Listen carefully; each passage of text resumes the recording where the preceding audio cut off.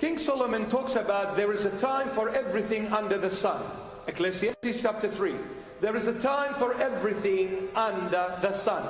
And he goes on and says, there is a time for one to be born, and there is a time for one to die.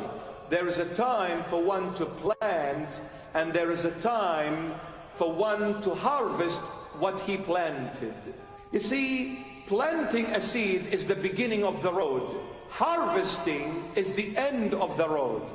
What King Solomon is trying to teach us here and tell us, that the beginning of the road, you are free in whatever you choose to plant.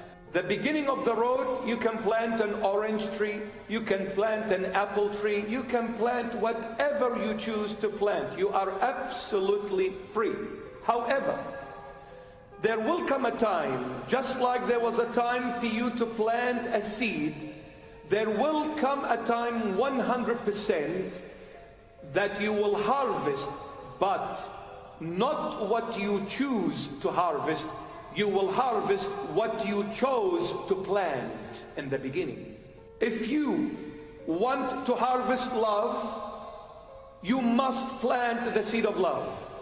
You cannot plant an orange tree and expect an apple at the end. It's just impossible.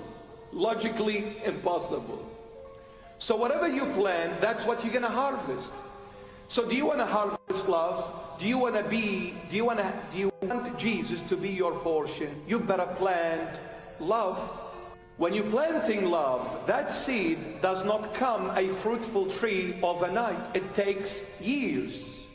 It takes a long time for that seed to become a fruitful tree.